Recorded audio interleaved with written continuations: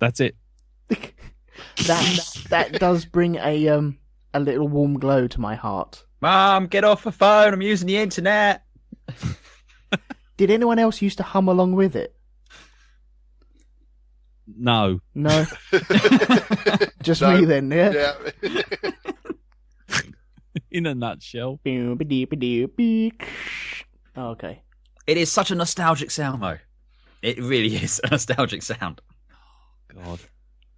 We are back, people. Sean Collab is back on the Mixler, which is at mixler.com/Rogue2Media. We have a chat room, which is bristling with people, shall I say. Wow. A lot of people there. I am joined by Lee Medcalf. Yeah, hello again. Dave Probert. Hello. And Andy has somehow wangled his way on here as well. You're never getting rid of me. And we're still talking about before the internet. We are also still giving away buildings, so if you want a building, let us know. Either type it in the chat room or phone us up. That is fine. And foods, what foods do you heat up or warm up? It's like a subtopic, but all of them. Before the internet again. Let's go back to that. Well, I was going to say there have been some building requests in our absence. Oh, have there? Thomas McCamberley would like the West Edmonton Mall of America. It is yours, sir. And Scott Matheson was asking if they could have fictional buildings, in which case he'd like the Unseen University Tower of Art. Ah, no, they have to be real, because then we can go to the buildings and say that we own this building and you can let me in. And Jack Woodgate would like St. Pancras Station. It is his. I can't help but feel that when I turn up in Florida to go and claim the vehicle assembly building for my own, NASA might have issue with this. Mm. I'm assuming you've cleared this with everyone yet, Elton? Of course. Oh, okay. Of course. No, it doesn't even need clearance. That is now your building. You can go up to it, knock on it whenever you want. Mm. That is yours. Martin Thompson would like your house, Elton. It's yours. He's found the loophole. It's all gone wrong.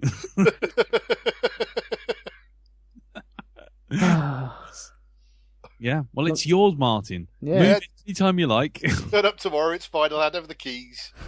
And the mortgage. Yeah, just tell the kids they got to pack up.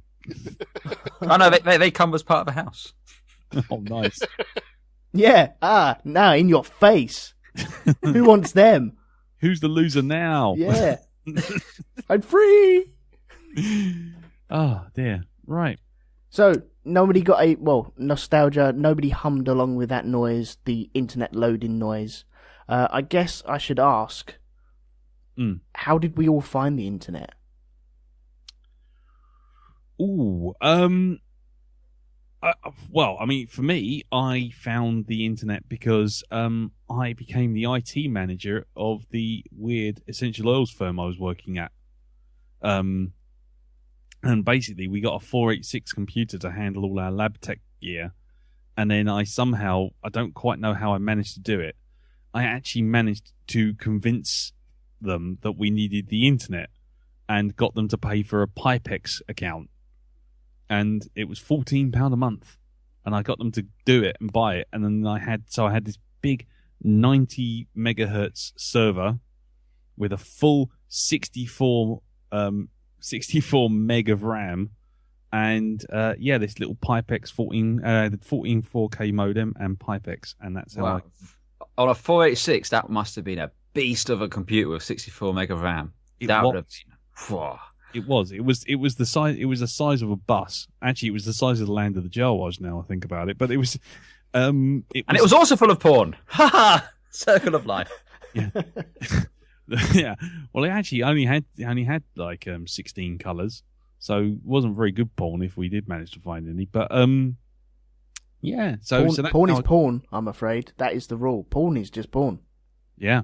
Oh, and Lucky Minty would like to have the Flatiron Building in New York. Right, I'm gonna have to Google that because I don't know what that looks like. Yeah. Anyway, so yeah, that's how I found the internet. I came in at the ground floor, so to speak. Back in, I think it was 1992 or 1993, something like that. It was really, really early, but it was literally right on top. I'll find out what date it was because I knew what was playing as music. No, Bad was number one album. Michael Jackson. Sarah, yes, that building is yours. Congratulations. Yeah. Hold on. Bad. When did Bad come out? Oh, I'm gonna guess 89. Yeah, you're gonna reckon 89. That's really early then. That wouldn't be a 486 then. Yeah, it was. It was definitely a 486. They played 486 is what, early 90s. # computer geek. Yeah. 1987. Bad was. Oh, was it? Yeah.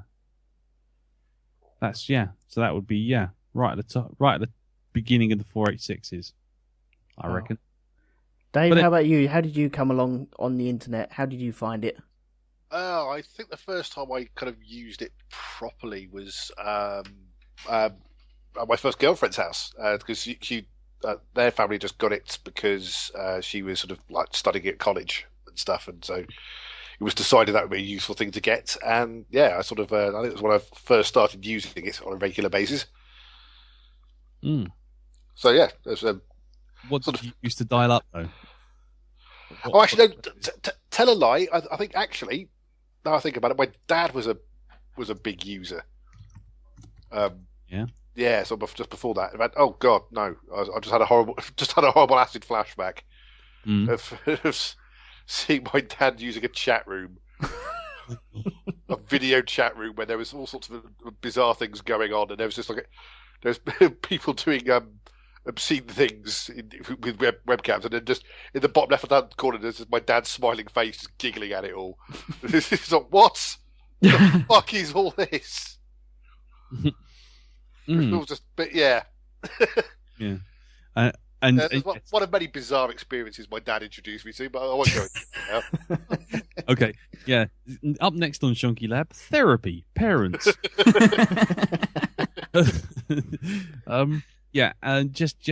Just to correct my timeline, 1989 was the 486, thanks to Mr. Palastides in the chat room. So it would have been 1989. He's a proper twat, that bloke. Yeah. Pedantic arsehole, just picking holes in 2 years. God dear. Just my poor old memory. Well, I think I discovered it. It was through Amanda and her family. And her dad heard of this new thing called the internet. Yeah. I think he was on AOL at the time. With the 3 little blocks where you had the AOL written on the screen, and then it was 3 circles on the loading screen, I think it was. Yeah. And then it was just dial up. There was no broadband at that time. That hadn't been invented or discovered. And so I used to spend a little time in chat rooms, in American chat rooms, American football chat rooms.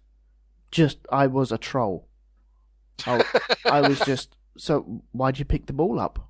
Why'd you do that? And more things change, the more they stay the same. Yeah, it's very true. Yeah, it's very true. It was just easy. Why don't you call it carry ball? It's not football. You don't. Sand egg. I was such a dick. I still am a dick. But there we go. But then we went round to Amanda's aunt and uncle's, and they had broadband when that first kicked off. And they put their laptop in front of me, and they showed me Google Earth, I think it was. And I was hooked. I was sat there going, oh, I want this. But I resisted for such a long time, up until maybe 10 years ago. When we moved house, moved up to where we live now, that was the point where we ended up getting the internet. And believe it or not, I wasn't even that bothered. I didn't even want it. I think I knew it would be heroin. And I was, no, I don't want that. What, it was the internet or heroin? Well, it turned into my heroin. Ah, okay, yeah. needing to be on it all the time, and alas, Yep. here I am. Yep. But yeah, that's how I discovered it. But Andy, I suppose it was already there for you. No, not quite. Almost, but not quite. I got our first kind of proper PC was, I think, in 94-ish. I remember it was Windows 3.11. Nice.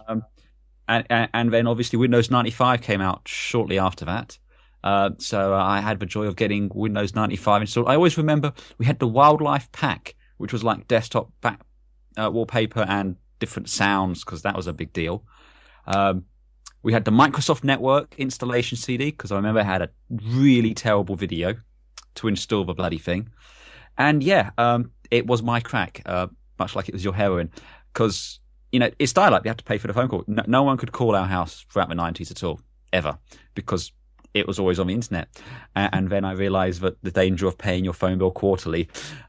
We had prices jumped from maybe 20 quid a quarter to 480 odd.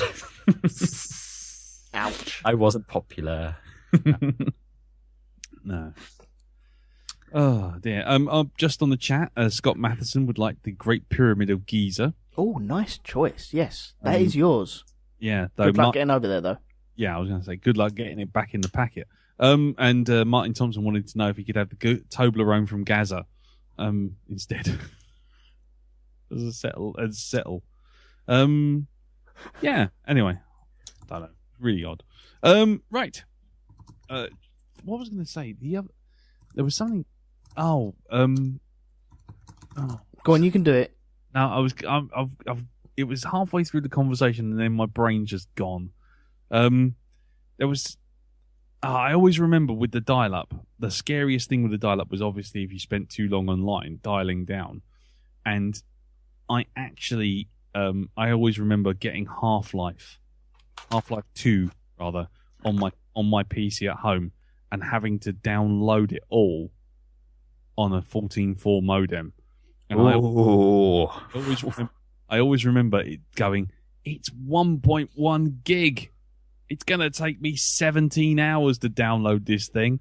And I remember actually setting Steam up and having it download and actually going off to work and then coming back, and it was like 10% or something like that because like the phone had gone down or something stupid. Oh, that's painful. I mean, yeah, man alive. And I always remember sitting there doing this thing with Darren and Jess, because I used to have 3 PCs in one room. We used to LAN game, and it was I was literally sitting there going, this Steam will never take off, because like there is no way people is going to sit there on their phones, sit there on the phone, waiting for 17 hours for something to download. And we're all sitting there like, sage, wise old men going, yes, this Steam, it's a complete shambles. No one's ever going to use that. And now all of my games are on Steam. Exactly. Now you're living on there. Exactly. 90% of my computer sits on a Steam machine somewhere. Yeah. I can tell you the first PC game I got. Go on. Star Trek: A Final Unity. Oh, God. I don't even know what that is. You missed classic. You missed nothing. I just want to very briefly finish off on the music side of things, because music has blown up on the internet since the discovery, nay, the creation of iTunes and other platforms like it. But I used to go down to the library and then copied their CDs. Yeah. Did anyone else used to do that? No. I'd forgotten libraries were a thing. I used to spend so much time there. Yeah.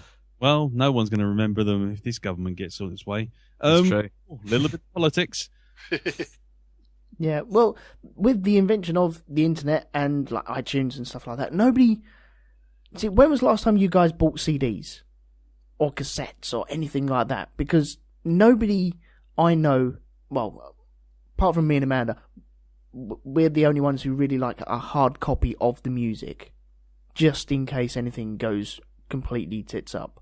And it's always nice to sit down and listen to and even work on an album. Nobody really works on an album anymore, because you used to go out and buy your CD, you used to put it in, and if you found out that it was a bit duff, you'd still try and work on it because you'd pay 10, 11, 12 quid to get that CD.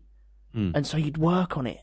And them days are gone now. It's all just instant gratification of, I want that song, I want that song, I want that song, I want that song.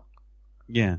I mean, I'll say my bit and get out of the way so that everyone else can jump in. But it's like, for me, I buy CDs of soundtracks and scores. So my last one I bought was actually The Force Awakens. And then for Christmas, I got the Indiana Jones CD box set. So I've actually got all of the soundtracks for all of the films in a box set, in a nice little leather box, which is lovely. So I like that. I like CDs. I do. I like the fact that you can just take them out and just stick them in anything and away you go. Whenever I want to share a piece of music on my iPod or my iPhone, it's like you have to do 7 incantations, sacrifice a bat, and then sort of like wait for 7 hours for the ghost of Steve Jobs to come and bless your machine 4 times with his socks. I mean, it's just irritating. But yeah, all of my music I used to buy CDs, and I still to this day, even though I do MP3s obviously, but it's just to this day I will always prefer to get a CD first. Good.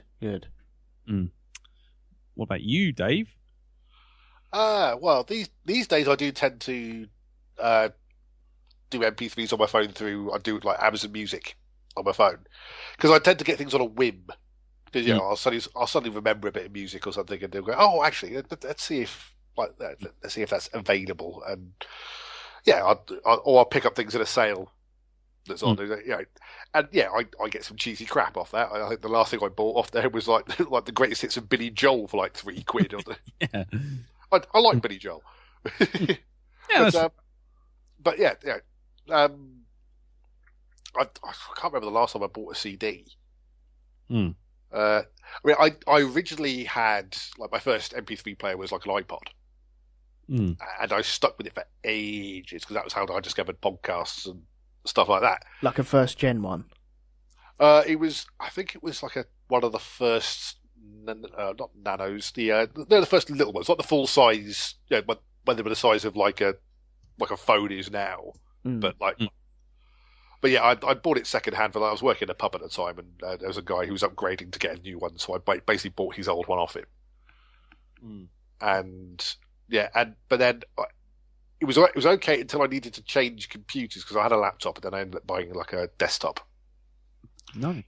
And yeah, transferring everything over was such a faff and a massive pain in the ass that eventually, I ended up sort of like downloading everything again. And then when I ended up having to change the drive over, and the prospect of having to do that all over again, I just went, oh, fuck this, and just started just buying sort of like downloads from other places, because those were downloads that didn't require a proprietary system in order to access them. I could just have like the MP3 just in a file on my computer, and I could put it onto whatever I wanted to listen to it on. Yeah. So yeah, by that point, it was just sort of like, oh, fuck Apple. I think that's why I still like the CDs. So I got a backup of it, just in case. I mean, with the music, the one thing I will say, and maybe this leads back to the video games thing, but the one thing I will say that I have discovered thanks to the internet is music that I would not have necessarily found had it not been around. Just like the sort of whole thing for people doing streamcasts and stuff like that and making their own radio stations effectively. Yeah. And my favourite, which is still my favourite to this day, and is still something that I sit there and even now I know there's whole bunches of people who just go around listening to the guy going tra-la-la-la-la all the time, and I still feel embarrassed about saying my one, and there's a radio station called Slay Radio, and there's professional musicians doing actual remixes of Commodore 64 music. Nice. And there's a whole radio station dedicated to it, and you can actually do requests, and you get DJs on it and everything. And it's like, I literally, I found it by accident, and then I sort of like, I'm like, oh my god, I'm both in the future and still sitting in 1982 listening to the Ocean Loader, but now being done in a Jean-Michel Jarre style, and it's just like that's fucking amazing. I can dig that. Yeah, definitely. And yeah, so slayradio.org, I think it is, and they've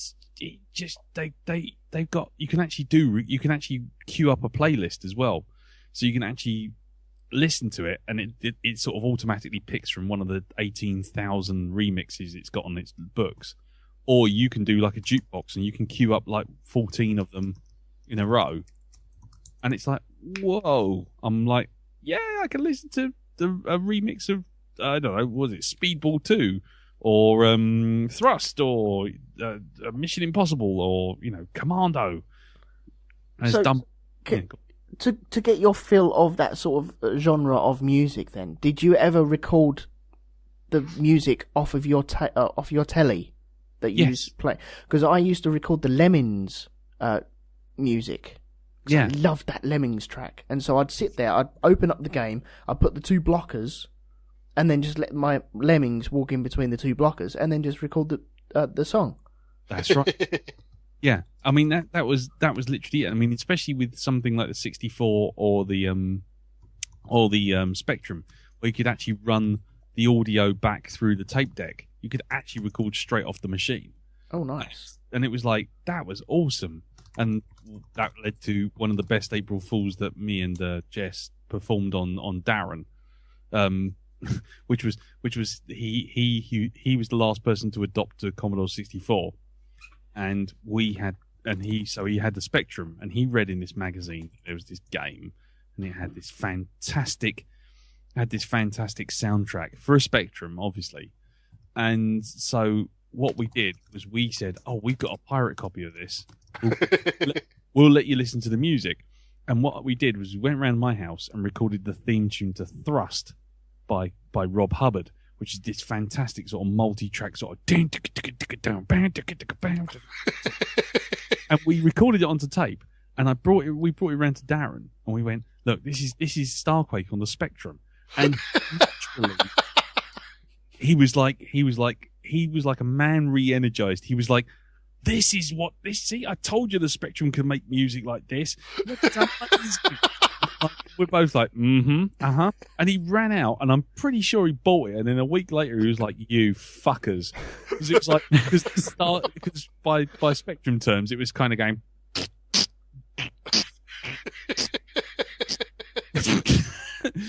yeah.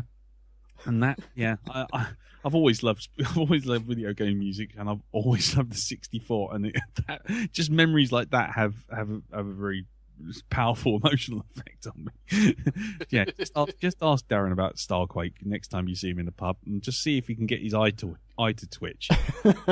I certainly will do that. Okay, since we're on the video games, then has video games or video gaming improved with the internet? Because I believe it has dived. Yes. There's so many things different now. You hardly ever sit on a sofa with your friend and play it.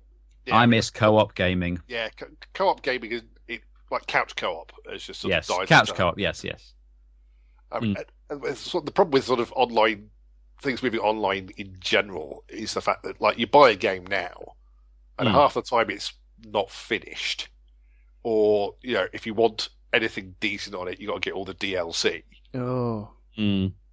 Whereas, like, I mean, I've got like a PS2. Matt at Geek Planet just had a reconditioned PS2, and we sort of talked gaming all the time, and I said I used to play on the PS2 a lot. Sorry, carry on. And so, he gave me this old PS2, which I've got now, and I basically went out and sort of bought all the games I played a lot in my mid-20s, and and the thing is, with all those games, you've got the disc and you've got the whole game. It's like, you don't need to download anything extra. It's like, everything is there on the disc. You put the disc in and you play it. Yeah, there was no questions about any bugs or anything like that. It was already trimmed out. Yeah. It worked. Well, you still get bugs, but the thing was, you knew that it was kind of, that was it. the game was bugged, it was bugged. But the thing with games then as opposed to now is first off, it seemed like a good idea when you got all these massive multiplayer games, but then obviously you spent all the time on your phone, and so your phone bill would be like £700. Yeah. But nowadays, why do you want to go online and play with other people? Because everyone else is, you basically come in, it's like sticking your face in a ditch. Literally, you are putting yourself in the worst possible situation with the worst possible people pissing on your head, and it's just. Video games as a single player experience now have got better. As a multiplayer experience, they have just got worse. If I want to play a game, I play a game. If I want to be told by a 12-year-old in San Jose that my mother sucks cocks in hell and smells like a camel, then I'll go online. It's just shit. But the multiplayer type shooters, like Call of Duties, my son is really good at it because his reflexes are really good, and I know that my reflexes are slowed down, so I can't compete. But he won't go on there and slag people off because I'll clip him around the ear roll. But he'll be talking to his friends, and he kind of takes up the whole room with just talking to his friends, and he's so good at it. It's so annoying. You watch his kill. Death rate, whatever it is, and he's like 35 for 2, and how the hell you do it? He's that annoying person that knows where everyone is, jumping out of the corner and shooting people and bouncing around like a deranged rabbit, and it's just so annoying, and so that has thrown me off of the online stuff. I don't want to go on there. I mean, a lot of those sort of realistic shooters I just find so dull. Everything's brown. Yep. Camouflage, and it's no fun. I mean, I've got like one of the games I picked up as soon as I got the PS2 was Time Splitters, and I remember like the multiplayer on that is, especially like the deathmatch mode, is just insane because like not so much Time Splitters 2, but the one that came after that. I don't think it was Time Splitters 3. It had like a subtitle, but like you could have sort of like up to like 14 or 15 like bots in there, and you could have various skill levels, and the bots that the characters you could unlock as you played the game were just mental. There was like one that was just like a dancing bear in like a little waistcoat and a fez. there was one for there's like a creepy kind of Halloween kind of level. I had a dream like that once. Get all these like disembodied sort of cow carcasses like running around, and you can play as one of those or have one of those running around. And so, back in the pub I worked in, Mike, the landlord, who I used to work with, on Tuesday, I'd go up to the flat above the pub, and we just spend the evening playing sort of like couch co-op games. Yeah, and we just play loads and loads of Time Splitters 3 death matches because they were always fucking chaos. And the thing is, you could choose with what weapon you started with, and like you can start off with things like bricks. So you've got sort of like 15. Like people, including yourselves, like they're just hoofing bricks at each other and running to trying to be the first person to actually pick up anything useful. Nice. Yeah, that sounds like playing in the street in the 80s. That's brilliant. Yeah, and like baseball bats was always a good one to start with because there would always be that shame if you were the first person that like managed to pick up a gun and then you got clocked over the end by a bat by somebody from behind and immediately lost it. Nice. But but it was bright, it was colourful, it was bedlam, it was hilarious. It was just shouting in rage because, like, there's a couple of like like crazy looking characters who even like the bear. I remember being like, it looked ridiculous, but its skill level was really high. It's just like getting shot, like finding out you've been shot, and it's like a fucking bear again. Yeah, I mean, I had the similar sort of thing with Quake 3, or Quake Arena. But that again, it made it an event when you sort of would LAN connect your PC. So you'd have everyone would come around on a Saturday morning and bring all their gear and bring all their PCs, and you'd hook it all up. There'd be wires trailing all over the fucking house, and you'd sort of, when you finally got it working, because it had been such an effort to get it working in the first place, it was like, there is no way I'm stopping playing this. And it used to be, you used to choose your games carefully and you used to have a really good time. I remember my my stag do was basically 6 people with desktops that we'd organised to come around my house, and we all played X-Wing Alliance and then Mech Warrior 2. And yeah, maybe that's not the best way of doing your stag do. It did get more raucous towards the end, but that sort of stuff, when you can pick the people you're playing with, that's brilliant. Yeah, you want to play with your friends, not random strangers and all this. Although that being said, I broke my arm back in '96, and in the ward they had a SNES, which was already a little bit old at that point. I think the N64 came out, but they had Mario Kart on there, and didn't know anyone from Toffee, but everyone knew Mario Kart, so a great excuse to play a bit of massive co-op there. Plus, I became a master at winning that game with one hand. I could operate the controls. It was legendary. Really? Yeah. One-handed Mario Kart. Euphemism. But someone just mentioned on the chat room there about playing Doom 2 with 2 TVs back to back. I remember doing that with people. Oh God, yeah. Gaz says it, didn't he? Yeah. That again. It's two PlayStations. You had to have 2 PlayStations, 2 TVs, 2 sets of controllers, and 2 copies of the game. No! You could do it with 1 copy of the game. There was when it was like loading on one, because I only noticed because I did it with a couple of friends. Was in fact like when one was ready to go and it stopped, and the little loading icon stopped, you could pop the disc out and pop it into the other PlayStation. And then it would whiz around on the other PlayStation and load up, and then you were good to go. Nice. Did anyone play GoldenEye on the N64? Oh God, I have GoldenEye stories. I was going to say, anyone else find the cardinal sin was when you're playing the co-op and the guy would be looking in your half of the screen. It was like the cardinal sin. You don't look. Yeah, you don't look at the other half of the screen. It's like, the fuck you doing, man? The fuck you playing at? Yeah, you're cheating. You're looking at the screen. I'm looking at the fucking screen. My son says that now when I've played Call of Duty with him. You're watching. No, I'm not. No, I'm not. I just killed you. No, you was watching. Yeah, it still goes on now. Yeah. Remember the first house I'd moved into after sort of moving out from my mum's place.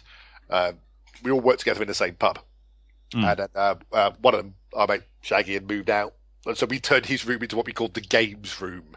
Nice. So we put up a dartboard, and we had Yahtzee stuff in there, and then we went out and bought a second-hand N64 purely for GoldenEye, purely just to play GoldenEye on it. We didn't want to play anything else, and we'd got all the rumble packs and the extra memory things as well. And whoever had owned it previously had unlocked everything on GoldenEye as well as an extra bonus. Nice. So basically, we got everything just unlocked: paintball mode, big head mode, like all of that was all sort of unlocked and ready to play. Nice. And yeah, we'd get home from sort of working in the pub about sort of like 1:00, and we'd sit there playing GoldenEye till like 3. Just I always played as Baron the Samurai, and he was always odd job. Oh, that was the cheat though, wasn't it? Because apparently Odd Job was hard to. The auto aim wouldn't work. Well, Odd Job was a nightmare to play against when you played throwing knives, especially when you were because I was Baron the Samurai, who's like 7 feet tall, and an Odd Job's sort of 5 foot fuck all, running around throwing knives at my knees and then fucking off. And I'm just like, where are you, little bastard? I was going to tell you because it's only got one analog stick on the N64 controller. I went back and had a play on. I found this N64 in the loft a couple of years ago. Could I operate that game? Could I? Fuck. My brain no longer knows how to deal with one analog stick. There was a control setup where you could use 2 N64 controllers. Oh dear. Yeah, because you had the 4 ports at the front. There's a deliberate control setup you could have where you had an N64 controller in each hand, and one analog stick was the aim, and the other was the one you looked around and moved with. And the Wii was born. Yes. That's proper hardcore GoldenEye, that was. Yeah. We used to have a PlayStation night, and we used to go around my brother-in-law's, and every now and again, there was a time where you could actually rent out your PlayStation 2s or a PlayStation from Blockbusters or from another shop down the road which had one in store. Yep. And everyone would be like, yes, they've got it in stock. We can go there and rent it out. And we'd play either the Formula 1 or there was an international track and field game where you could have 4 players on the PlayStation, and we'd all bring our socks with us, and because we'd bring our socks because you can go between the buttons really smoothly but quickly, so you can get a high score instead of tapping with your 2 fingers to try and get your energy up.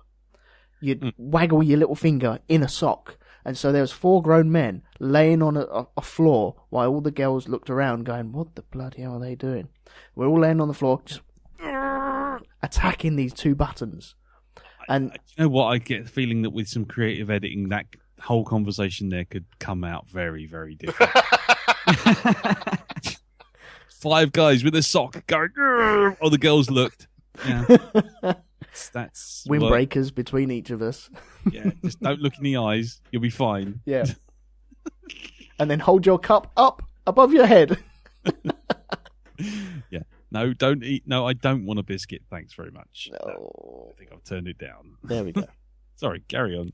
No, it was just, I loved that. I really, really enjoyed the sense of playing with other people in the same room. It's not the same as what it is now.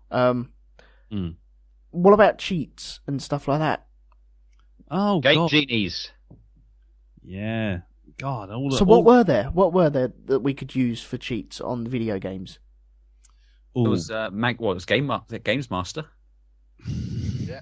All the bad influence on ICV. Do you not like Games Master? No. Were you the person that wanted the Neo Geo but couldn't afford it? Yes. Yeah. So was I, don't worry. No, I mean, I died. I was at that point, I was a little bit too old for Games Master. I was just sort of working out what girls were for at that point. And what girls were for. That sounds terrible. I'm sorry. Oh, with a bit of creative editing. I don't know.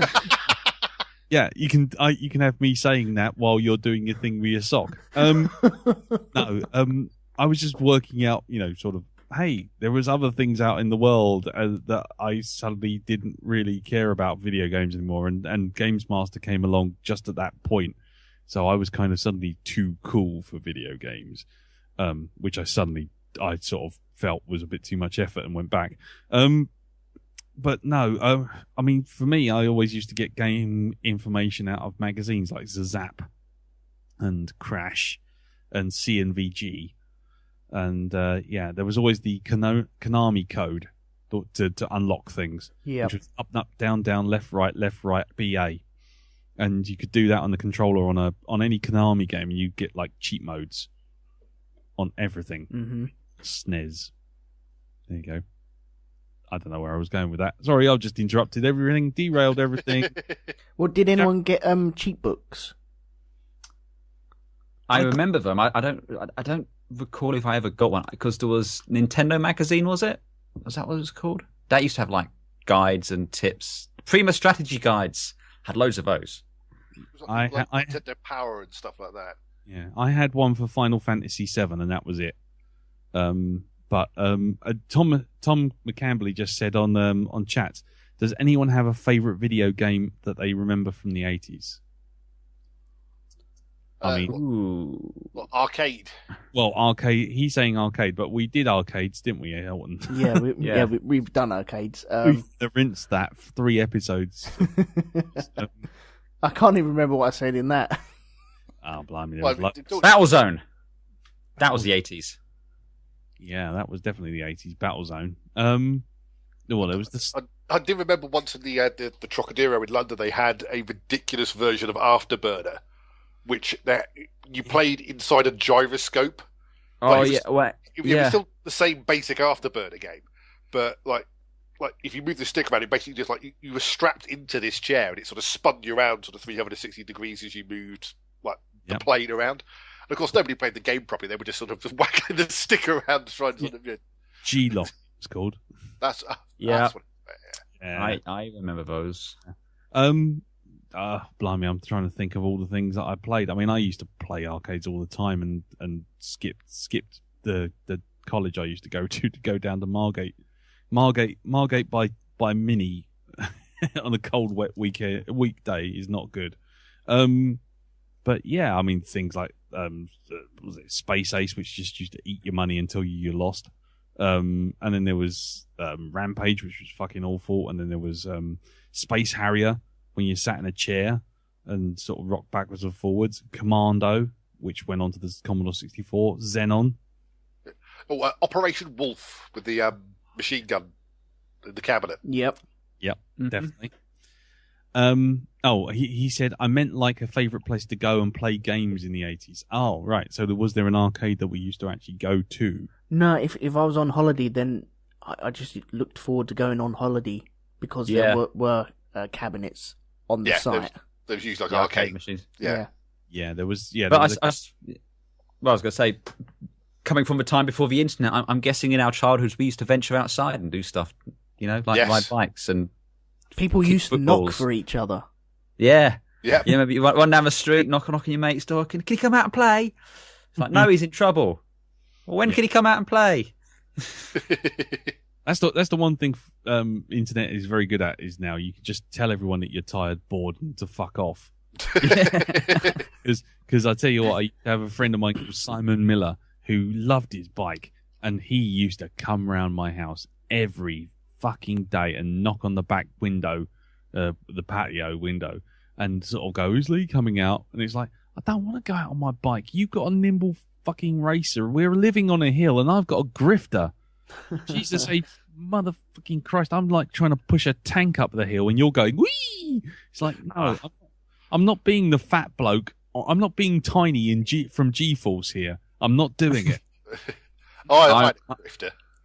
Yeah, I like the grifter as well, especially when you ran over people. It really hurt them. I had a rally boxer. Boxer. God, luxury. Well, it was either the rally boxer or the rally burner, and I always thought the rally burner was a bit more of a prestige bike, but the boxer was a little bit cheaper. I had a mountain bike, and I used to meet up with my mate Brian Leagate, and there was a big hill, very narrow alleyway down the side of this hill. Like there's like a fence on one side, hedge on the other, 90-degree bend at the bottom of this hill. It was massive. I mean, in my mind, it was like Everest. And we'd push our bikes up to the top of it, and then we'd scoot down there fast as we can, humming something from Star Wars, pretending we're doing the Death Star trench. Nice. Trying hope beyond hope that we could make that turn at the bottom, which was impossible according to the laws of physics. But we're not going to let demonstrable, repeatable evidence stop us from trying. We used to terrorize the local area on our bikes. It was so much fun. I mean, I'm amazed I'm still alive. Just thinking back to some of the shit we used to get up to when riding around on bikes, on the roads and everything like that. It's just yeah. How am I not dead, smeared on the side of some Arctic? We used to skateboard down the big slide in the green. There used to be a massive slide. I tried something like that once. Oh, we used to sit down on it, so it wasn't too bad. We weren't totally crazy and hell bent on actually killing ourselves. But that's where I was going from. Yeah, but we did where we used to live and where the shops are down the green. There's a roundabout just up the road from it, and there's a big hill. Cambridge? No, not Cambridge. One of the roads up there, and it's steep as fuck. It's crazy. And then we would all line up at the top, either on our bikes or on our skateboards, and just waiting for all the cars to disappear. And then once you committed, especially on a skateboard, once you committed to going down that hill, that's it. You're down that hill. You've got no chance. If there's a car coming up, well, he's going to have to wait, I'm afraid. Yeah. Well, unfortunately, that's like real Frogger. Yes, a little bit. Yeah. Except you only get one life. Yes. So let me ask you guys a question, because a couple of you have got kids, haven't you? Yeah. How do you guys feel about your kids going out and doing shit like we used to, like going out and playing, like being away from the computers? Because my admittedly ignorant understanding of this is kids can't go to a park on their own because it's full of pedophiles and they're going to get kidnapped and sold to child factories in Azerbaijan or something like that. Yeah, so well, they obviously have to stay home and use computers. But it strikes me that's kind of, you're missing out on hurtling down the very, very narrow alleyway on a bike across traffic. Yeah, well, we live on Planet Daily Mail now, where every corner is inhabited by hundreds of paedophiles. Apparently, I mean, we're getting there. I mean, you know, basically, when I was young, my kind of going out to the shops on my own was kind of the age was about 11, because the kid across the road when we moved into this street was like 16, and so I kind of fell in with the big brothery kind of character who sort of like was living across the street. And so I kind of started going to Bromley and what have you around about sort of 11. And Katie's doing that now. She's going on the bus to get to secondary school. So as far as I'm concerned, things haven't changed. The fact that she doesn't want to go on a bike racing down a hill is completely up to her. But the fact is, going out doesn't bother us. I mean, the other thing is technology now. You got a phone. She's got an iPhone. I can actually track her down to the actual, you know, to the nearest 10 yards thanks to that phone having. You've just reminded me of something else. How delightful it was to be completely out of contact with people, like completely. You go out for the day. You're out for the day. You ain't speaking to no one, because if you're not within shouting distance, I can't hear you. Don't want to hear you. Yep.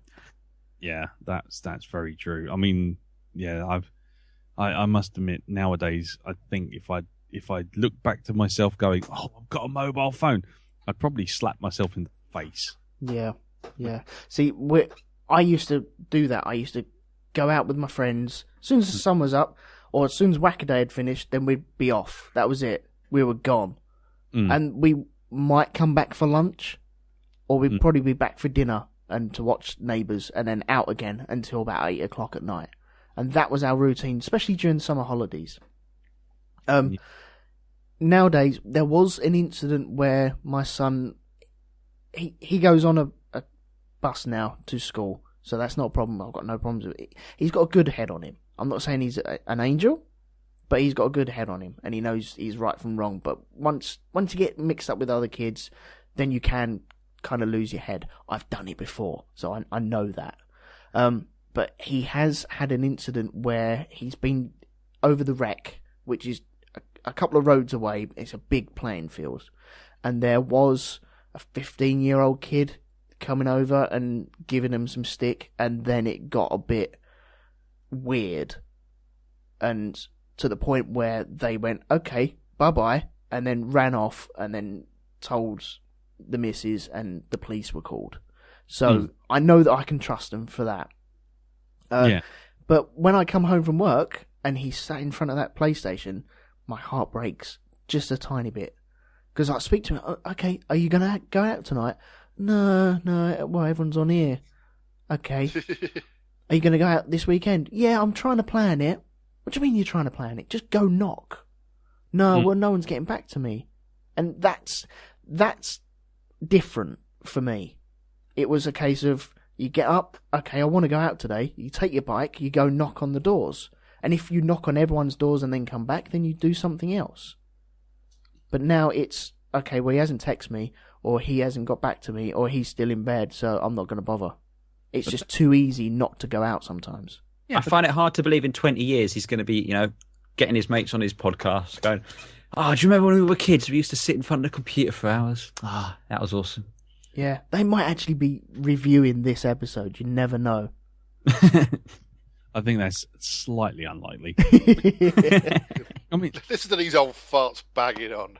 Yeah. I was going to say, I don't think we've ever sat there and listened to Mr. Chumley Wagner talking about how things are going to be great once the war effort gets going. That's true. Do your part. I mean, don't listen to that on an average day.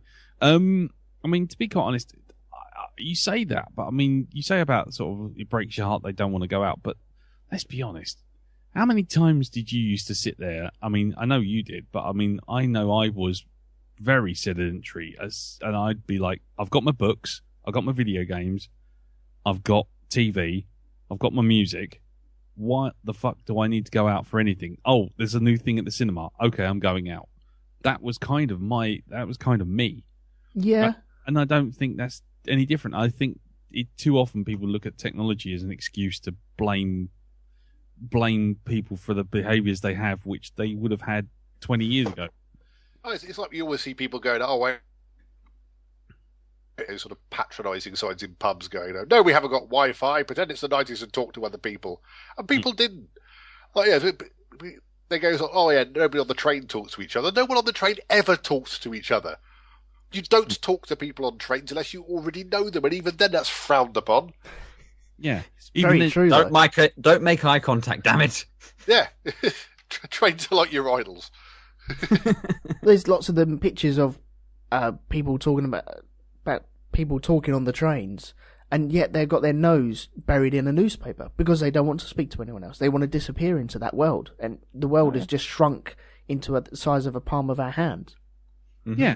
I mean, it's just the size of the technology. It's not the technology itself. I mean, human behaviour hasn't changed. I mean, it makes me laugh.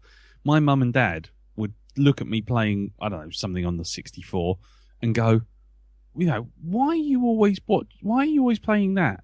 Why are you always doing that? Why don't you go out and do something?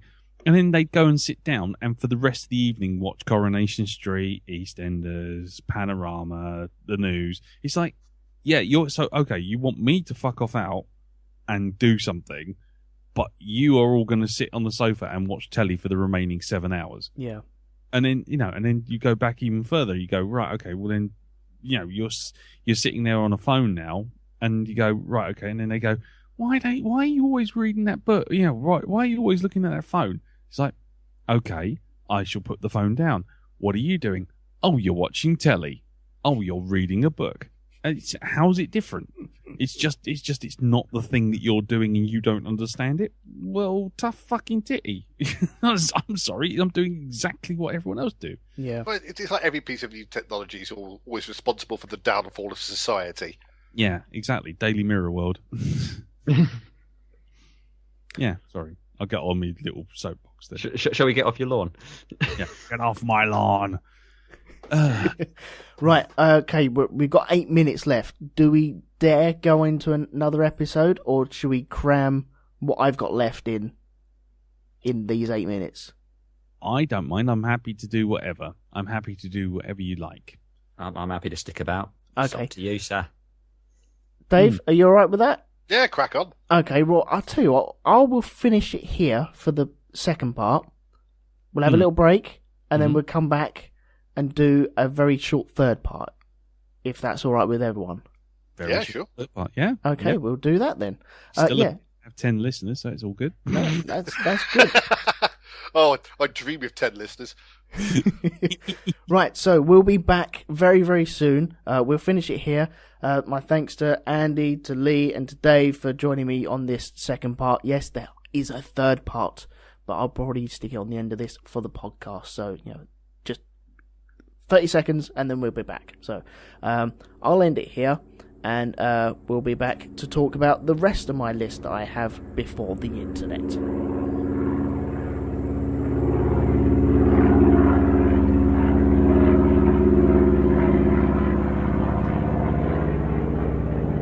Hello everyone, welcome back to part 3 of the Shonky Lab. We're talking about before the internet. I think the what foods do you warm up has kind of petered out.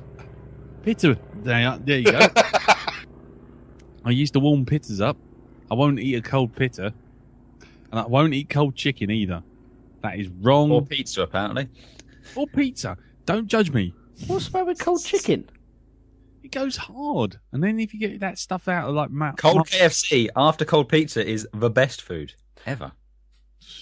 This explains a lot. Yeah, do you get a lot of dicky tummy? No. Yeah, do you maintain your thinness by the fact that you've got a large amount of E. coli racing through your system? It's entirely possible. Yeah. Hadn't thought about it till you mentioned it, but no, I don't think so. Anyway, yes, we're back talking about before the internet. I have on my left, shall we say, we have Dave Probert. Hello. We have Lee Medcalf. Does that mean I'm in the middle? You're in the middle. Okay. Okay, Andy, swap with Lee. Andy. Okay, hang on that. Move it. Excuse me, thank you. In the middle, Andy Plastiles. Hello. There we go. And to my right, we have Mr. Lee Medcalf. Now he's shifted around. See? The right-hand man of Elton McManus. There we go.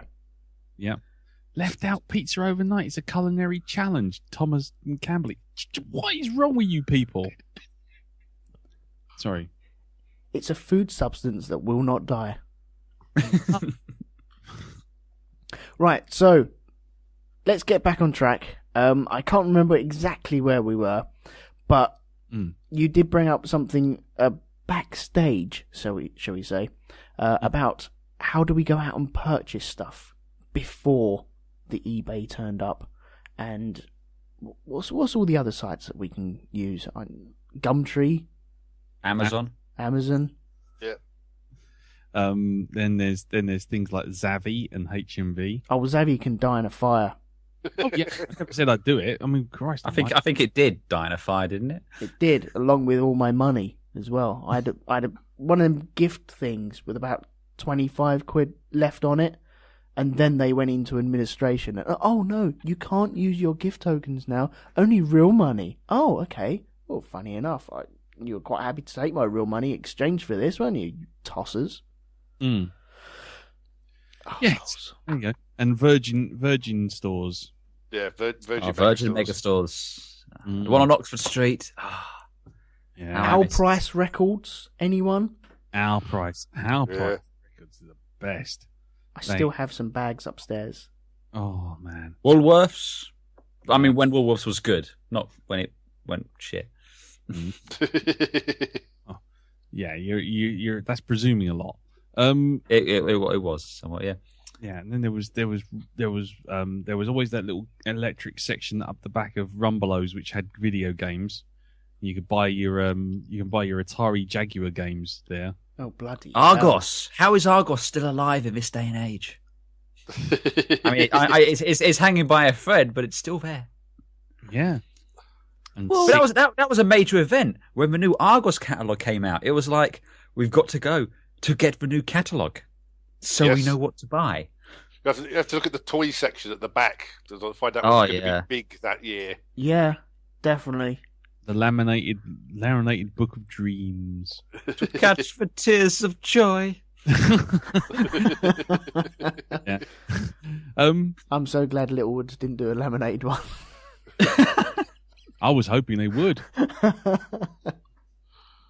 Oh, there was another mail order one. Was it Graton or something like that? The Grattan catalogue. Yeah, used to appear on the door randomly from, I don't know, the postman or whatever. Yeah. Also full of toys, which no one would ever buy, because you could try and calmly explain to your parent why. Look, I know it says 600 quid, but it says here you could easily pay it off in monthly instalments. I don't see why it's difficult, and why I can't have the electric car.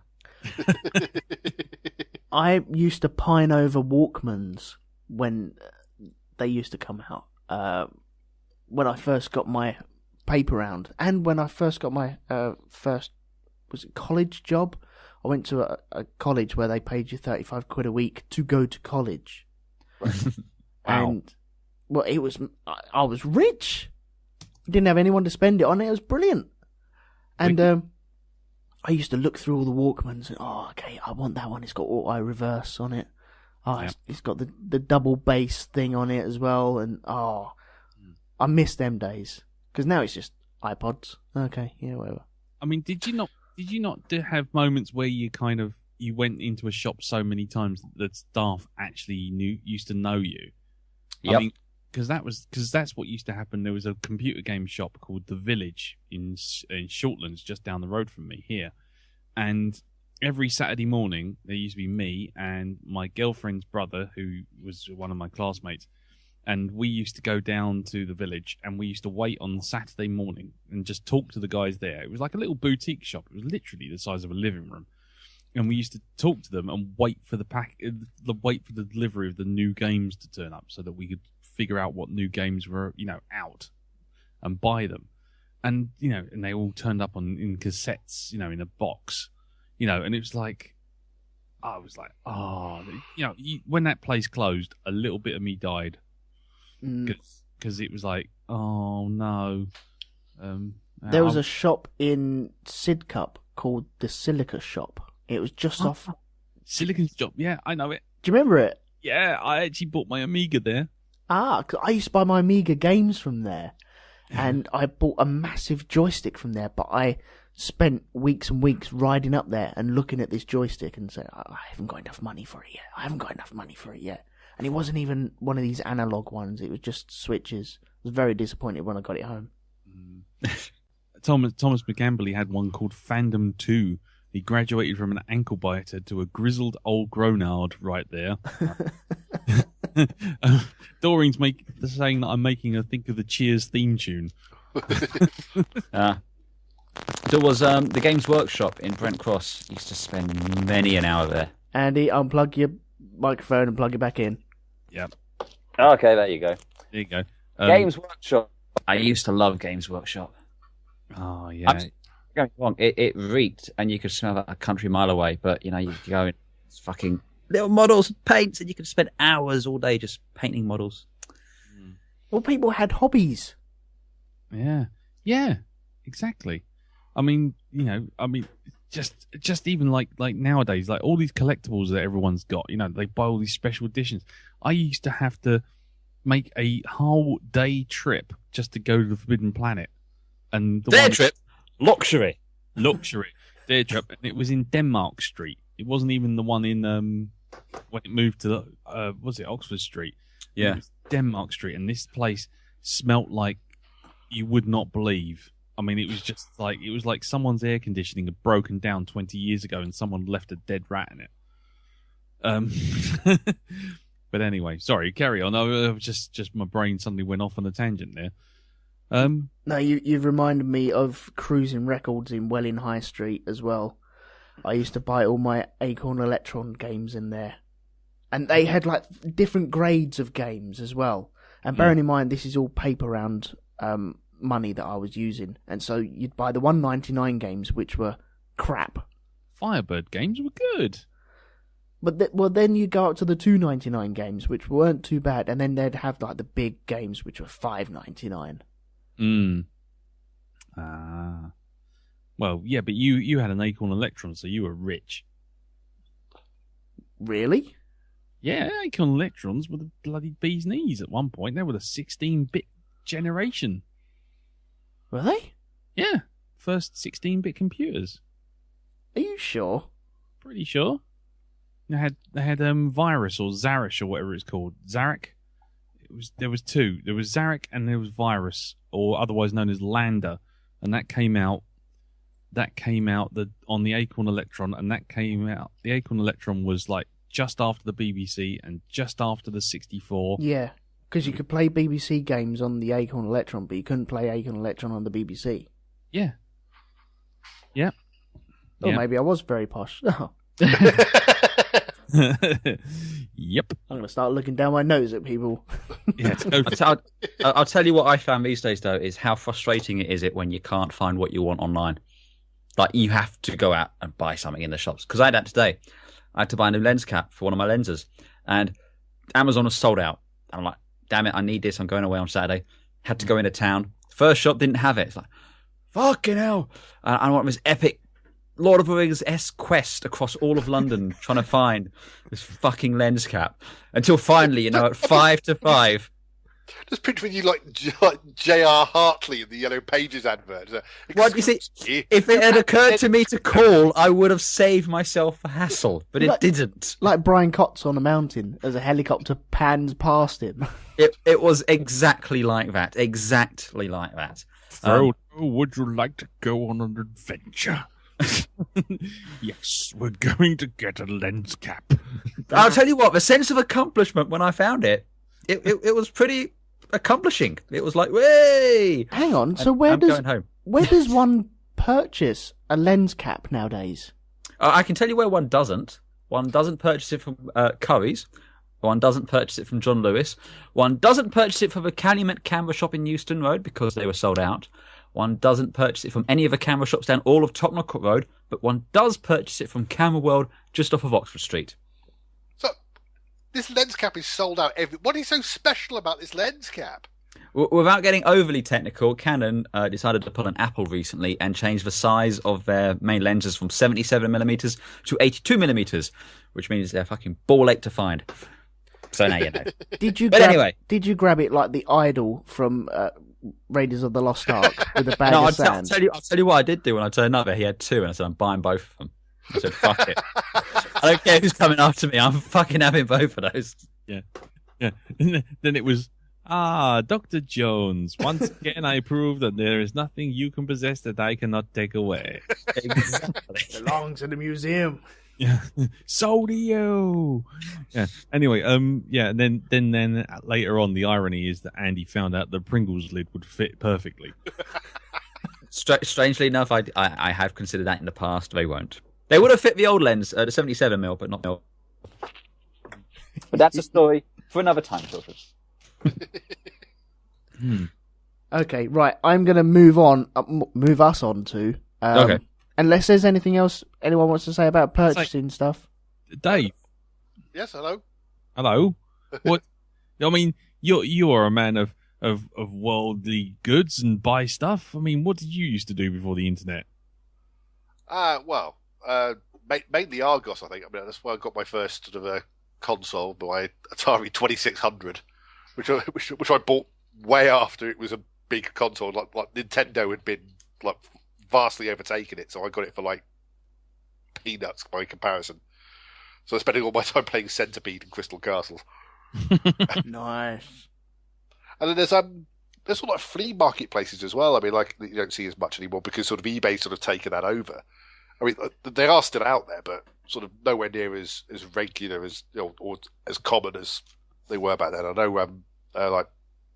my dad, when he was living in Bexley Heath, there was like when I went around there when I was younger, there was a big sort of flea marketplace of places you could buy and sell like old Star Wars figures and stuff like that, or old comics and just like little sort of just on sort of pop up tables and stuff, which you don't see anymore because again, that sort of thing just goes straight onto eBay now. Yeah. I mean, that's the thing, isn't it? It's like there used to be that whole thing of you used to be able to guarantee that if you were looking for something electrical, you could walk up Tottenham Court Road and literally walk into one shop, ask them how much something was, go into the next shop next door, say, oh, the people next door were giving me this, what can you give me? And you could literally, because there were so many of them all on top of each other, you could hop up all the way up the top of the street. And then by the end of it, you would have knocked like 50% off by the time you reached the one at the very end. Yeah. But nowadays, they all just get their phones, go straight onto eBay and go, no, that's how much it's going to cost. Yeah. You're like, oh, fuck. What, you're going to give me anything off? No. Oh, right. Done. Well, the boot fair has kind of died as well because of that. When we did our boot fair episode, it was just trying to find a bargain there. There is nothing because people know eBay, they can sling all their good stuff on eBay and get pretty good money for it. And then the people walking around the boot fairs are just, okay, yeah, you can have the crap that's left over. Yeah. And because the other thing with eBay is there's this whole thing of like, well, if something you bought is shit, you can just send it back to them and ask for your money back. There's a sort of, there's none of this sort of thing with boot fairs where you sort of like you give someone something that you've spent all night polishing and go, haha, got them, and then run away with the money under your arm. But yeah, the boot fair's basically done itself in by basically being so full of shit. Oh, yeah. But I used to buy a lot of Amiga games there as well. There used to be lots of guys with their stalls out and just rows and rows of these blue, beautiful discs. And it was £1 a disc. And if you found a game which was 4 discs, okay, you got £4. Brilliant. But if you can find one with like 1 or 2 discs, you're on a bargain straight away. Yep. Yeah. Oh man. Piracy. There's a thing. What did we do before the internet? it was still there. It wasn't invented by the internet, was it? No, not at all. We get pirate videos. I had a copy of Jurassic Park without half the effects in it. Did you? Yeah. Was it weird watching the correct version then after that? No, because I'd seen it in a cinema first, and then we got the correct. I remember it started in a different place. It started with them actually digging up the raptor in the desert, and I think it was mostly the stuff in the kitchen. There was no effects there, so you had like things just randomly falling where the raptors interacted with them. It didn't have the T-Rex bit at the end either. So the at the end when the bones all collapse, they just fell. I'm guessing it was an FX work print. But yeah, it's just you watch it. I was 12 years old or something like that. So you don't really recognize that something's wrong there. Why it doesn't happen? It's just like, oh, well, whatever. It's Jurassic Park. Hey, the quality was atrocious. I remember that. It was properly shit. But we stuck with it though. Well, it was because you had it before anyone else did. It was just like, it was even more rarefied. I mean, that was something to be spoken in hushed tones in the playground. It's like, I have a copy of Jurassic Park at home. Yeah. So I found it sort of interesting. I was watching a DVD the other day and it had one of those sort of anti-piracy ads at the start of it. Yeah. And it was one of the older anti-piracy ads where it's, some people sort of like some bloke's got some dodgy stall and he's selling sort of like DVDs and stuff. And they, that's quaint. So it's not, you wouldn't steal a car? Well, like it was, but it was like, but they made the they eventually made the switch to showing sort of somebody downloading something rather than sort of buying it from some dodgy geezer at a marketplace, because that's sort of where they sort of transitioned from piracy became from sort of some blokes selling sort of dodgy videos or DVDs of like knocked off copies to now you can just download it illegally. Like you don't even need to leave your house or talk to some sort of dodgy bloke in a pub. Oh yeah, I'll tell you a little anecdote. I used to work in a shop in Harrow, and I used to feel really sorry for. They'd come in with a plastic bag, say, "You want to buy DVD?" and I felt really sorry for them in that. No, I don't, because I can download a better quality version of what you have to offer. Yeah, it's just like, no, I'm sorry. Here, I've got some change here. Go and buy yourself something warm to drink, because. It was just pathetic, basically. Yeah. So what pirate movies did we all have? I remember having, basically my dad got in with the guy at the video shop in Downham, and basically they would go for a drink every day, just after, as Dad was ending work. He'd pop in and have a drink, and then the guy would sort of open up the shop. So at the end, Dad would come home and he'd literally have like 3 or 4 tapes, but they didn't actually say, didn't have proper covers. So pretty much everything I watched, and so there was so I always remember Alien, Jaws, Dawn of the Dead. And what was the other one? There was another one which was always on. There was the only one that we was properly owned was a Bugs Bunny collection. Which was which was really funny because it actually cost my dad £70 because it was a rental copy. Because you remember you used to get the rental ones. Yeah. Well, the ex-rental ones that came in massive boxes. Yeah, that's exactly. right.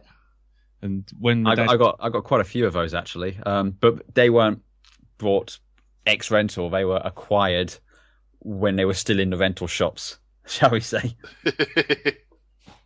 Nice. Anyway, go on. Carry on. I'll step back. I won't say any more about that because I will just go through my entire DVD collection for the last 20 years. Okay, Dave. Top 2 pirate movies that you got before the internet turned up. I don't think I ever really got any pirate stuff before the internet. Really, I maybe I just didn't move in the circles where people sort of passed that sort of stuff on. It was just not something that I came across. I mean, whenever you sort of saw those ads, it's like, where did people get these things? That's the thing, though. You had to move in them circles, didn't you? Yeah. So I never really had anything pirate, just because I didn't have the opportunity. But if it was there, I would have so much. Andy, what about you? Well, yeah. Aside from Jurassic Park, which I mentioned, we had Disney films and stuff like that. But just going back to the rental ones that Lee was talking about, I have all 3 of the original Star Wars as ex-rental copies. CIC, I think, was the brand or something like that. Again, the huge boxes. Yeah. Also have a Star Trek, the slow motion picture. as an ex-rental one. Yeah. Never mind. Yeah. That's a thing. My uncle got me a copy of Empire Strikes Back, and at the very beginning, when you see the Star Destroyer coming slowly towards you, the aspect ratio was off, and so it'd wobble and then squat down. And when I eventually saw the correct version of that, it felt so weird. It wasn't right. I was always used to the Star Destroyer squatting down. It just feels weird. The other one I had was Batman, and you think DC films are grim and dark and gritty now? Flipping hell! The only thing you could see in that copy was the Joker's face when he laughed. That was the only thing. It was just people fighting and flashes of light every now and again. People talking, and then the Joker's face. And that's all you could see in this copy. But by God, I would watch it. Oh, absolutely, yeah. Nice. Well, I mean, yeah, I mean, the when you say it's strange seeing things, I mean, one pirate copy I do remember having at one point was RoboCop, which was taken from the airline tape. Actually, I think I might have had that copy as well. Yeah, and it basically, all the swearing and all the violence had been edited out within an inch of his life. So you could actually see their lips moving and saying things like, he's a real motherfucker. But then you'd hear, he's a real mother crusher. And, it's sort of like, dead or alive, you're coming with me. And then suddenly he'll shoot someone and you just see them fall over. You never see blood or guts or anything like that. And by the end of it, I only knew RoboCop by non-sweary version. That guy's a real airhead. He's a real mother crusher. You're such an airhead, Dick. I remember because they don't have the guy who falls into a vat of acid in there, do they? Because he disappears. No, he just vanishes. Yeah, and I remember when I first saw that properly, I was like, "The fuck is this? That's horrifying." Yep. So. Yeah, the copy of Die Hard I had for the longest time was sort of videotaped off the telly, and again just had all the swearing sort of replaced. And the most famous line was done as "Yippee-ki-yay, Wasabi." And for ages I thought that was the line, and part of me still kind of prefers it. Hang on. If I say a line, see if you can guess which film it's from. Yeah, Go on. This is what happens when you find a stranger in the The Yes, that's the Big Lebowski. Yep. God. Okay. Well, it was dubbing. It was another airline copy, wasn't it? It was an airline copy, yeah, because it's when Walter's doing "This is what happens when you fuck a stranger in the arse," but they overdubbed it. This is what happens when you find a stranger in the Alps, which contextually really doesn't make any sense, but did match up to the lip movements. But if anything, it just makes that scene even funnier. Yeah. You and John going, "This is what happens. This is what happens when you find a stranger in the Alps." Of course. Makes perfect sense. Oh, overdubs. Well, have you seen they always put them on the Cornetto trilogies when they've had to replace them. Yeah. And the bit in Hot Fuzz when the vicar gets shot. And then when originally he says Jesus Christ, and then the airline copy goes peas and rice. Yeah. There's one like that with Galaxy Quest, isn't there, as well? And when they see the chompers, and you can clearly see Sigourney Weaver mouthing the words, "fuck that." And she goes, "Well, screw that." Well, that was taken out for the theatrical version as well. I think just for the rating. Yeah. They wanted like a lower rating, and so they had to sort of take some of the sweariness out. Yeah. Which is a bit of a shame, really. Yeah. Because that would have been extremely funny. There you go. Well, since we're pushing on to the TV side of things, I think my last sort of sub-genre of this talk would be on television. And the way that we used our television in the olden days I don't know if you know what I'm trying to poke you guys into. Well, I suppose in terms of fan interaction and stuff, like being a big Doctor Who fan, obviously before there were sort of web communities and stuff, for a few years I was a member of the sort of Doctor Who Appreciation Society, and sort of the only kind of interaction you had with that was you got like a monthly magazine, which had sort of reviews and articles and stuff. And I mean, there was stuff in there sort of written by people who've obviously sort of gone on to being sort of big wigs in the world of Doctor Who. There was sort of stuff by like Nicholas Briggs and Paul Cornell and people who back then were sort of fan writers and sort of people in the fan community who've obviously gone on to do big things. But yeah, that was sort of like the only way you had of seeing sort of what other fans sort of thought and stuff through sort of reading sort of fanzines and stuff.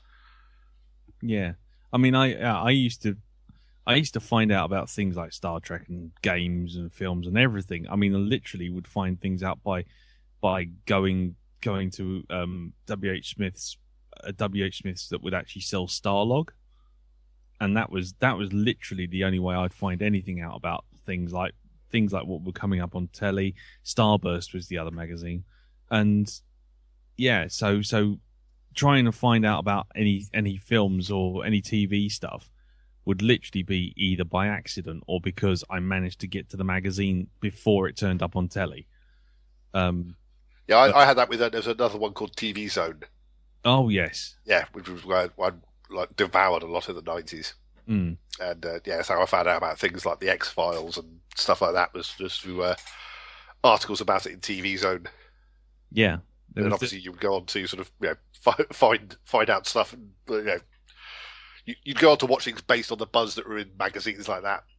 Yeah, there was Radio Times, and the red pen would come out. Yep. Get the old Video Plus code.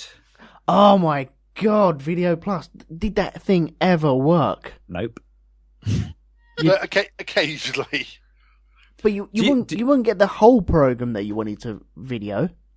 No, but I'm just having an acid flashback. Do you remember in the top corner you'd get that little black and white checker box letting you know the adverts were coming up? Yes, that'd be the moment you hit the pause button. Yeah. Recording. Yeah, you knew it was coming. Also, picture in picture. Picture in picture. So you want to record something on the other side, you wait for it to start and record, and back to watching what you were doing there. Oh, see, I was never that posh having picture in picture. No. Oh, what can I say? But I didn't have a TV with a remote until I was about like 15. Well, there was no catch up there as well. So if we missed our program, that was it. It was gone. Oh God, yeah, that was it. I mean, that's what almost killed Hitchhiker's Guide to the Galaxy for me, was that they literally put it on, and then I was out one Tuesday and I missed like the second episode. And I loved the first one, and I missed the second one, and then I kind of got the third one. But as luck would have it, I'm very much a night owl, and so one night I'd actually stayed up super late, and they repeated it on BBC Two before close down. Because remember, the TVs used to shut down at like 1. Oh yeah, yeah. Repeated. Played the national anthem and everything. Oh God! And you have your CFAX on BBC Two with a bit of music playing. Yep, that's it. I think tonight we might play out with the national anthem. I think we should. Yeah. It seems right. maybe weird, but again, that was another one of those strange things that terrified the shit out of me. The national anthem playing, because it was like the end of the world. It was like, not only is TV going off, but they're playing out on a thing. It's like the country shutting down. The whole world was going away at this point, and it's like, oh, right, okay, that's it then, is it? Oh, it's like you had the BBC blimp would be on there and goes, and that's the end of our programming for tonight, and goodbye. Dan. Yeah, exactly. Yeah. But it would be like I'm literally sitting there watching it, going, no, don't go, come back. No, please. And the thing's playing, because I tell you what, I don't know about you, but there was I think it was the Omega Man that had that whole intro with a guy on the radio going, we reaped what we sow. God bless us all, and it just kind of like, that's the end of the world. And it's like, I just remember that, and then so every time when TV would go into shutdown, it's like, that's it, we're doomed. Ended every night. So I used to try and get to sleep before the TV shut down, even though I would stay up really late. Yeah, it was a creepy kind of time, wasn't it? Yeah, well, you just knew that there was no one there. That was it. Doreen says that Open University used to be on overnight on BBC Two. That's very true. I remember that.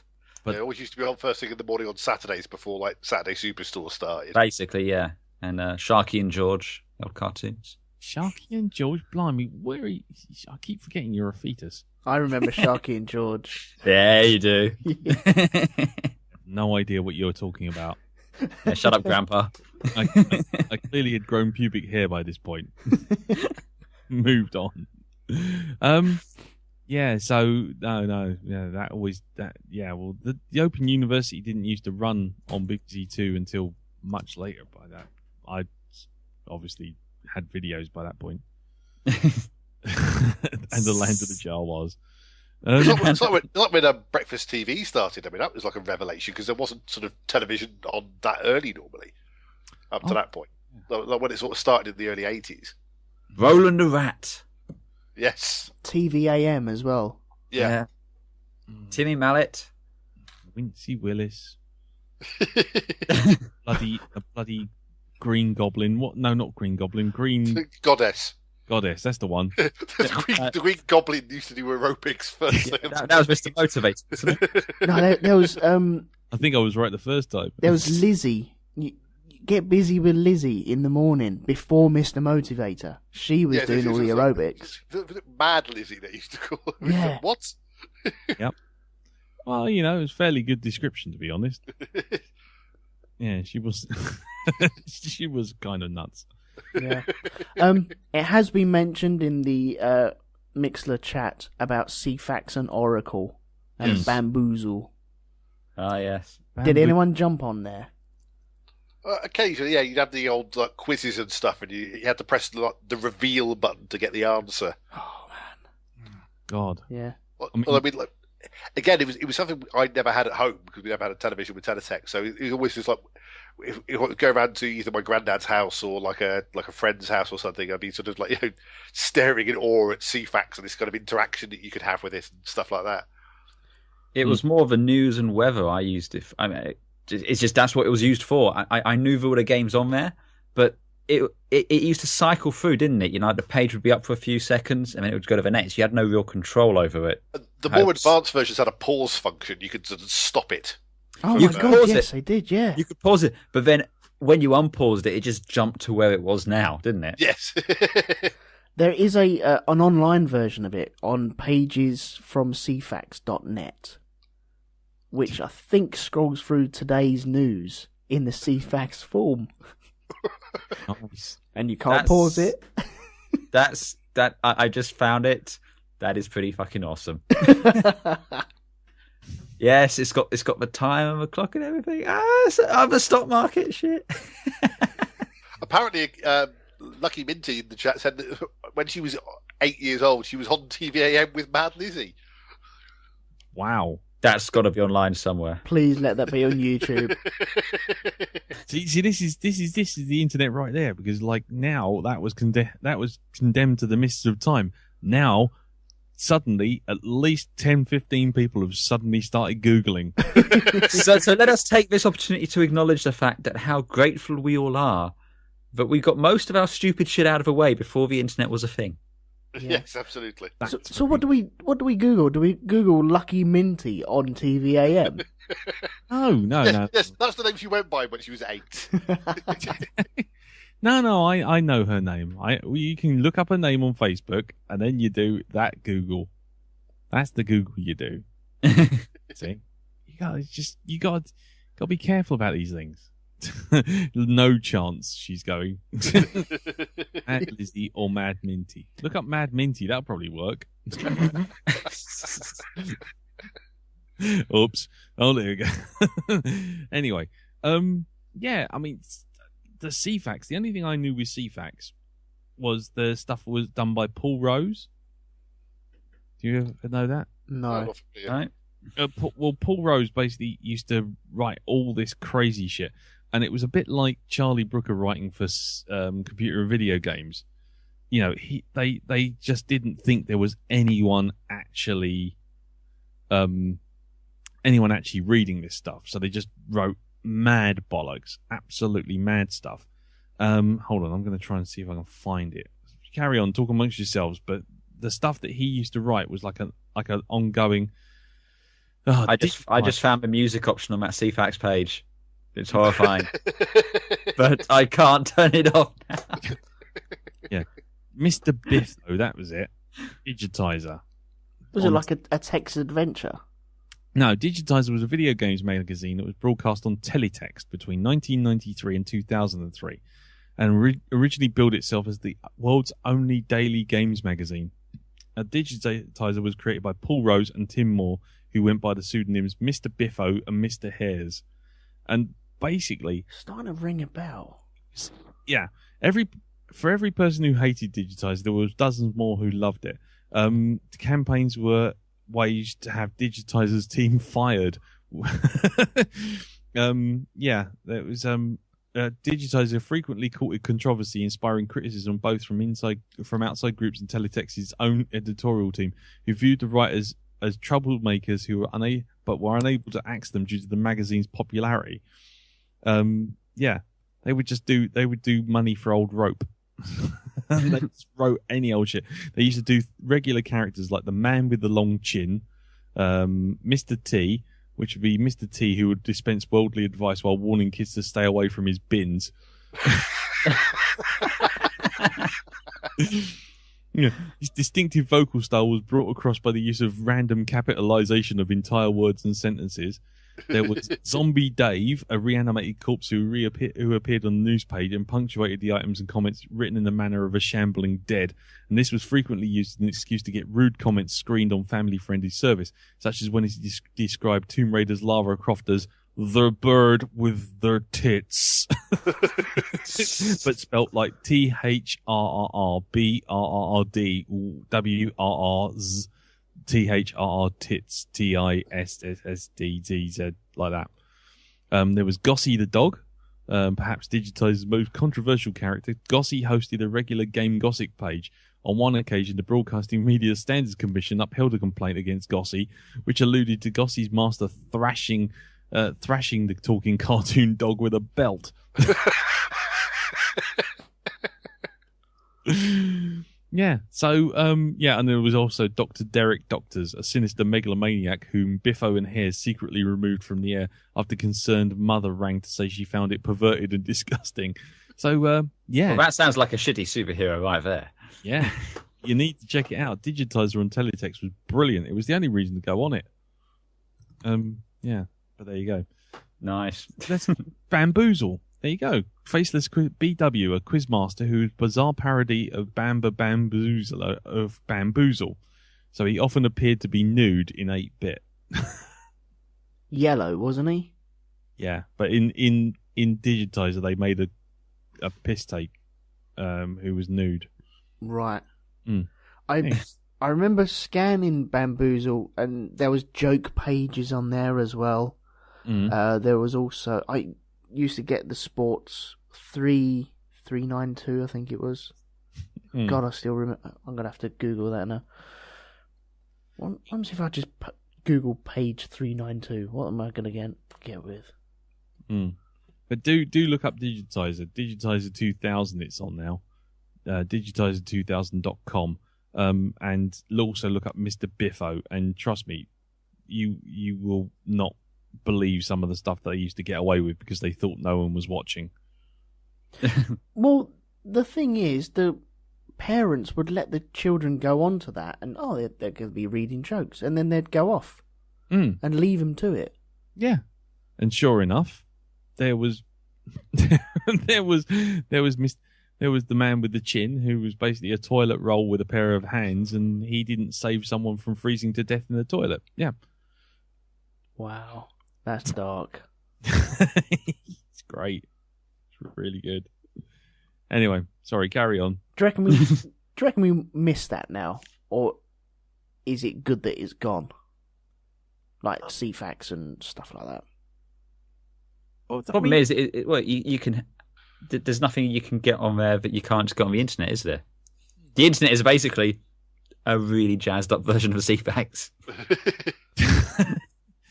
And I mean, in the case of something like the digitizer on teletext, if that went live now, there would be a 200 million person campaign to have it banned immediately, and by 100,000 judgmental people on Twitter saying ban this sick filth. None of whom actually watched it, just heard about it. So obviously, bandwagon her. Yeah, it's turned into a creepypasta now, isn't it?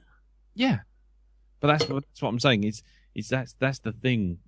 What the internet's done is brought us all together. But what it's also done in some ways is stifled our creativity by turning the whole thing into essentially one big judgment machine. Yeah, and you won't get things like Charlie Brooker sort of talking the shit about video games on the back of CMVG anymore. You wouldn't get that.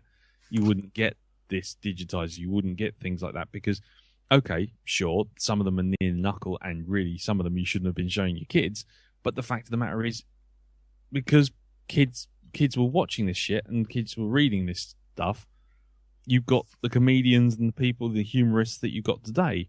But, if that happened now, there'd be 100,000 mothers against Paul Rose, bang, it'd be, or something like that. And it would just be, everything kind of would just collapse in and it stifles that kind of stuff. Yeah. And that's what I think is probably the worst bit about the internet in general. Yeah. Did anyone know, or did anyone book a holiday from the CFAX? No. No. I know people that sat in their front room with their suitcases packed, looking on CFAX for a holiday.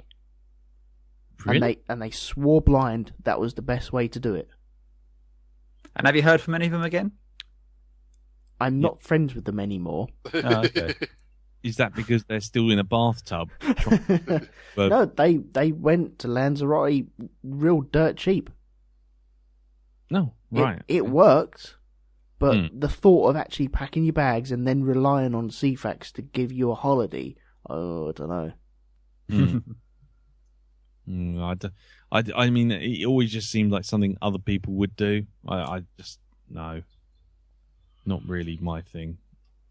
No. But then, by the time I started booking holidays, the internet had been well and truly firmly established. So really, I never got into that whole thing at all.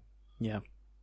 Okay. Is there anything that anyone wants to touch on before we finish off on this subject? I'll make one observation. Without the internet, none of us would be friends. This is we wouldn't know each other. There's no way that we would know each other even existed without the internet. Friends is a loose word. Associates, then. Well-wishers, in that we wish each other no particular harm. Members circulating within a certain social strata. How about yeah, I mean, that's very true, though. I mean, the funniest one was, in fact, Andy and me, because when the internet was kind of still in its sort of early days and forums were a big thing, it's like I was on a 3D forum and Andy was on the same forum, and we kind of occasionally chatted. It wasn't anything major, but then all of a sudden it's like when the Black Dog had its first shindig and he turned up, and it's like, hold on, I've known you for nearly 10 years, but I've never actually talked to you in person. We've never had an interaction before, and yet here I am. Because that's creepy at all. No, but it was really, really bizarre, wasn't it? It was just like somebody going from, oh, so you listen to this, and I used to talk on the same forum as you, and yet somehow we both know each other from two totally different places. It's like, wow, how did that happen? Yeah. Yeah. Unless, of course, you're a stalker, in which case, get off my lawn and I'm calling the police. Both possible? Let's go with the latter. Is that you standing on my lawn? Well, I hope not. Tap on his window. Tap on his window. Hang about, I've got to light this bag of shit. Nice. But yeah, my point is it's the one thing I'll say. Without the internet, many of my dearest friends I would never have met or even known existed, just because you had a much smaller circle of friends and interaction. You had people you grew up with, people you worked with, and people you met down a pub. That was kind of it. Mm. Yeah. Yeah, it's broadened the horizons now, hasn't it? Yeah, I mean, don't get me wrong. There's plenty of people I've been exposed to on the internet who I wish I'd never had any exposure to. But yeah, you takes your money, you takes your chance. Exactly. Dave, is there anything else you'd like to add on to this subject? No, I mean, other than to add upon what Andy said, like without the internet, I wouldn't have met my girlfriend. So Way cool. So the internet's responsible for that. Nice. Yeah, you need all the silliness that sprung from that. I was going to say, you need to sound a little bit more enthusiastic, Dave. Yes, I found my girlfriend. It's one the thing is, I mean, like when it's like we first got together and people would sort of say, "Oh, how did you meet?" And so we'd almost shy away from saying, "Oh, so through the internet," because it sort of seemed as a bit of a weird thing. Yeah, you'd meet a life partner in that fashion, whereas sort of obviously these days it's much less rare. Definitely. But yeah, we always sort of kind of sheepishly confessed it in a way. Yeah. Well, we have family friends that just use the internet now. Yeah. That's all. They don't go down the pub and work on relationships in that sort of way. It's more a case of, okay, right, you match this sort of quota that I've got in my head or I've typed down, and okay, let's go with that. And they all seem very happy with it. So I think it's just a case of progression, really, isn't it? Absolutely. Yeah, definitely. I mean, the hardest thing to do is try and explain it to someone who doesn't use the internet. I think that's the one thing. You get your parents and that kind of thing sort of going. So you're meeting someone you've never met before, and it's like, yeah, but I've been talking to them for years and years and years and years. And they're like, yeah, but they could be anyone. You're like, yeah, but they're not, because I know they are not, because I know people who know people. It's like friends of friends, and it's like they just don't understand it. It's just terrifying to them that I would go to, I don't know, Bristol and meet Rob for the first time, or that sort of thing. Or in the case of like my first ever internet friends was Christian and Martin who are animators who used to. It was really funny. Used to talk to them on this forum, and then all of a sudden it was like one day they revealed that they were animators, and I said, "Oh well, I'm an animator. I do 3D," and they said, "Oh, where do you work?" And I said, "Cartoon Network." Blah, blah, blah. And they went, "Okay, well, where's that then?" And I'm like, "Well, that's kind of Great Marlborough Street." And they're like, "We're in Poland Street, and if you look out your window, we can wave to each other." It's like, fuck. And I just did. It was like literally waving across the street at each other. And it was like, okay, do you want to go for a beer? Yep. And it was like, it's bizarre, but actually amazing. So, yeah. Cool. In the chat room, Doreen has said, without the internet, podcasts would have been on DVDs and CDs or something. I have thought of burning some episodes onto a CD and just leave them on random buses. I think I might do that. Next time I'm down in London, I think I might do that. Jack Woodgate says his mum still thinks he's going to be murdered or join some sinister cult whenever he tells her meeting up some guys now on the internet. I hate to break this to you, Jack, but you are part of a sinister cult. It's called the Black Dog. Yeah. We have you, man. Yeah. That's it. It's done now.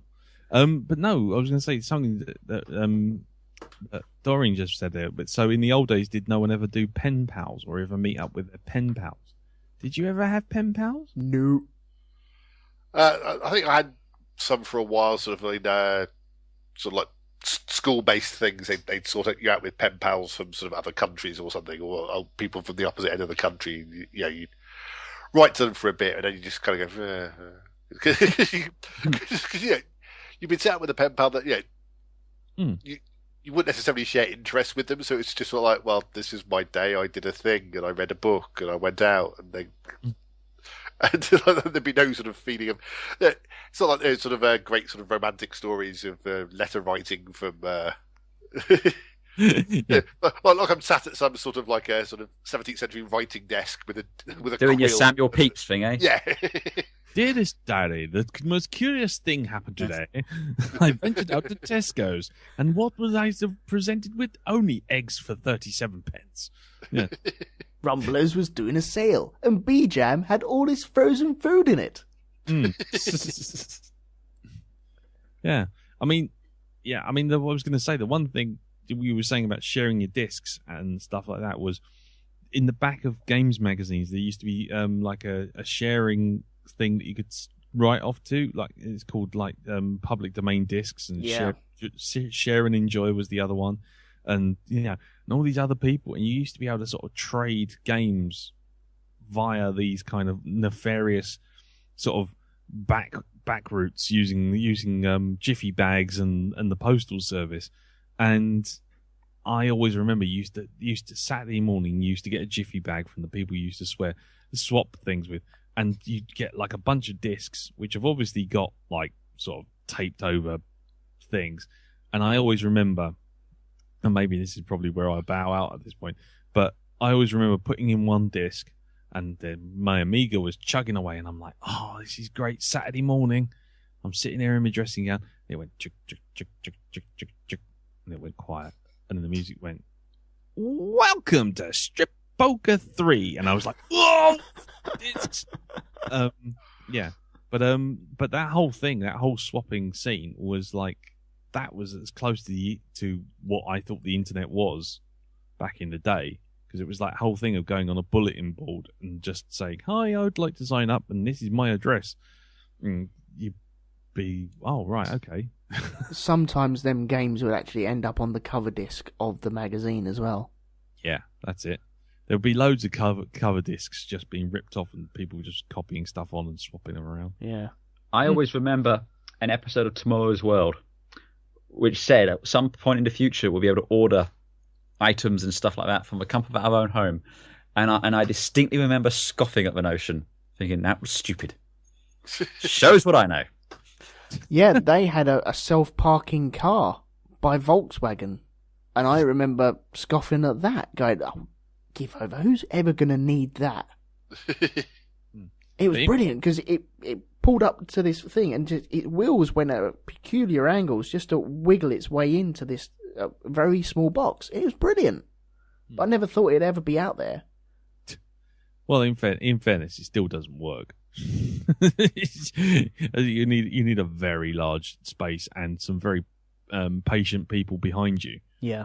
Waiting for the car to slowly make its way in. But yeah, there you go. Okay. I feel like we've reached the end now. Okay. It's all good. Yeah. Cool. Right. We've only got 6 minutes left, so if there's anything you want to say it now or forever hold your peace. I want to go back to the 80s. Right, okay. Thank you everyone for listening to us talk and whittle on and nostalgia. Is that the correct term for that? Let's say yes. Yes. I nostalgia. You nostalgia. We all nostalgia. We nostalged. Yeah. Oh God, that's a horrible word. Yes, we were reminiscing on the stuff from days of yore. Thank you to Dave. Thank you. I'm going around this magical table in front of me. Andy's in the middle. Thank you, Andy. Hi, welcome, Elton. And Lee. Yay! Hello. Oh, sorry. Thank you. No, it's at the end now. We're not starting again. Do you guys want to plug your stuff, please? Okay. Starting with Dave.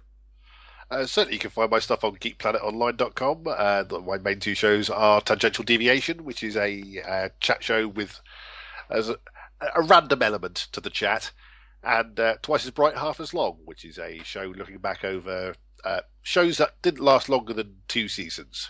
Currently in the middle of covering Twin Peaks. Nice. Excellent. Andy?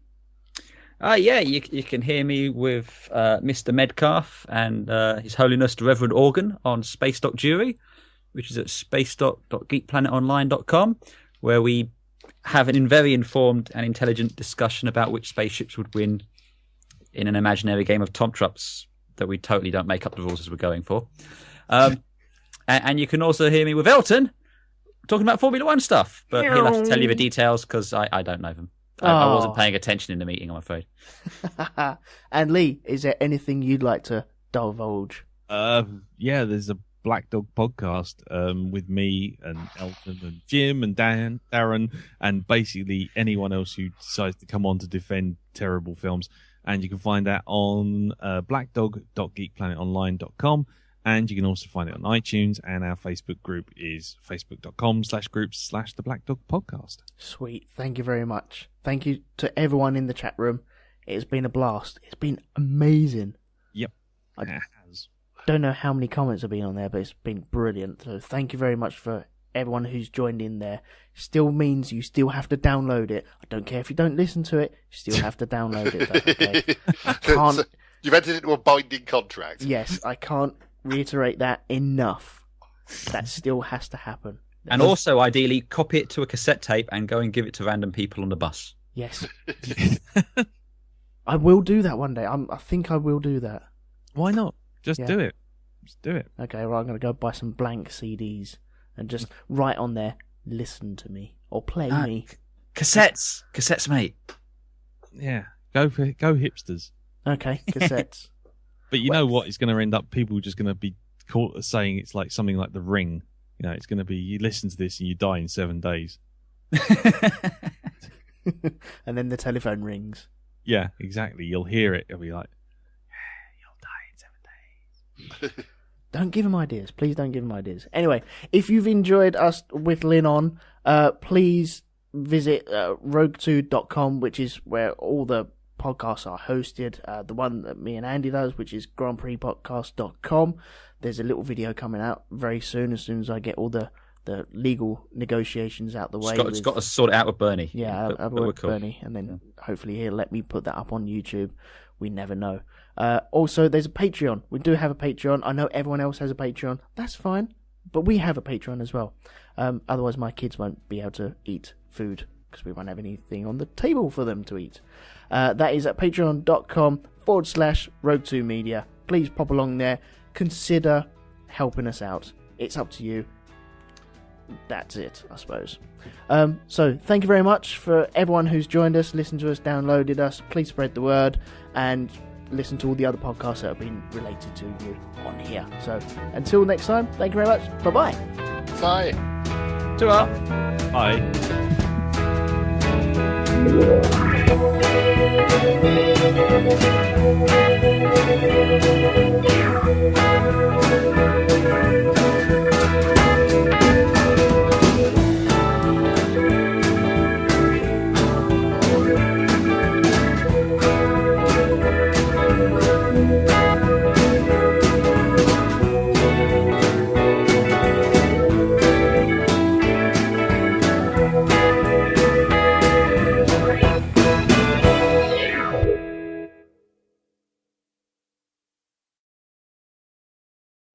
St. Pancras Station.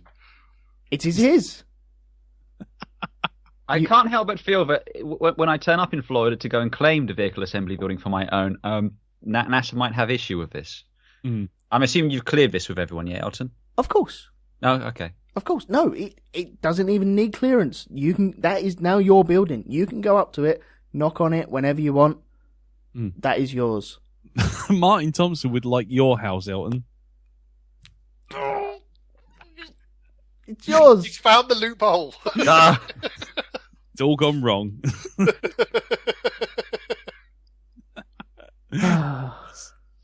Yeah, well, it's yours, Martin. Yeah. Move it anytime you like. Turn up tomorrow. It's fine. I'll hand over the keys. Well, and the mortgage. Yeah, just tell the kids they got to pack up. Oh no, they come as part of the house. Oh, nice. Yeah. Now in your face. Who wants them? Who's the loser now? Yeah. I'm free. Oh, dear. Right. So, nobody got nostalgia, nobody hummed along with that noise, the internet loading noise. I guess I should ask, how did we all find the internet? Ooh, well, I mean, for me, I found the internet because I became the IT manager of the weird essential oils firm I was working at. And basically, we got a 486 computer to handle all our lab tech gear. And then I don't quite know how I managed to do it. I actually managed to convince them that we needed the internet and got them to pay for a Pipex account. And it was £14 a month. And I got them to do it and buy it. And then I had this big 90 megahertz server with a full 64 meg of RAM, and this little Pipex 14 4K modem and Pipex, and that's how I was such a dick. I still am a dick, but there we go. But then we went round to Amanda's aunt and uncle's, and they had broadband when that first kicked off, and they put their laptop in front of me, and they showed me Google Earth, I think it was, and I was hooked. I was sat there going, oh, I want this. But I resisted for such a long time, up until maybe 10 years ago, when we moved up to where we live now. That was the point where we ended up getting the internet, and believe it or not, I wasn't even that bothered. I didn't even want it. I think I knew it would be heroin, and I don't want that. What, it was the internet or heroin? Well, it turned into my heroin. Ah, okay, yeah. Needing to be on it all the time, and alas, here I am. Yep. But that's how I discovered it. But Andy, I suppose it was already there for you. No, not quite. Almost, but not quite. I got our first kind of proper PC was, I think, in 94-ish. I remember it was Windows 3.11. Nice. And then obviously Windows 95 came out shortly after that. So I had the joy of getting Windows 95 installed. I always remember we had the Wildlife Pack, which was like desktop wallpaper and different sounds, because that was a big deal. We had the Microsoft Network installation CD, because I remember I had a really terrible video to install the bloody thing. And it was my crack, much like it was your heroin, because it's dial-up. You have to pay for the phone call. No one could call our house throughout the 90s at all, ever, because it was always on the internet. And then I realised that the danger of paying your phone bill quarterly. We had prices jumped from maybe 20 quid a quarter to 480 odd. Ouch! I wasn't popular. No. Oh dear. Just on the chat. Oh, actually, no. Tell a lie. I think actually, now I think about it, my dad was a big user. Yeah. Yeah. So just before that, oh god, no! I just had a horrible acid flashback of seeing my dad using a chat room, a video chat room where there was all sorts of bizarre things going on, and there was just there's people doing obscene things with webcams, and then just in the bottom left-hand corner, there's just my dad's smiling face, just giggling at it all. It's like, what the fuck is all this? It was just, but yeah. Yeah. And one of many bizarre experiences my dad introduced me to, but I won't go into it now. Okay, yeah. Up next on Shonky Lab, therapy, parents.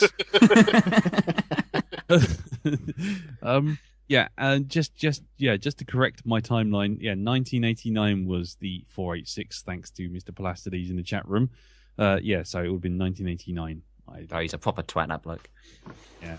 Dantic arsehole, just picking holes in 2 years. God dear. Just my poor old memory. Well, I think I discovered it. It was through Amanda and her family. And her dad heard of this new thing called the internet. Yeah. I think he was on AOL at the time. With the 3 little blocks where you had the AOL written on the screen, and then it was 3 circles. on the loading screen, I think it was. Yeah. And then it was just dial up. There was no broadband at that time. That hadn't been invented or discovered. And so I used to spend a little time in chat rooms, in American chat rooms, American football chat rooms. I was a troll. I was just, so why'd you pick the ball up? Why'd you do that? And the more things change, the more they stay the same, eh? It's very true, yeah. It's very true. It was just easy. Why don't you call it carry ball? It's not football. You don't. Sand egg.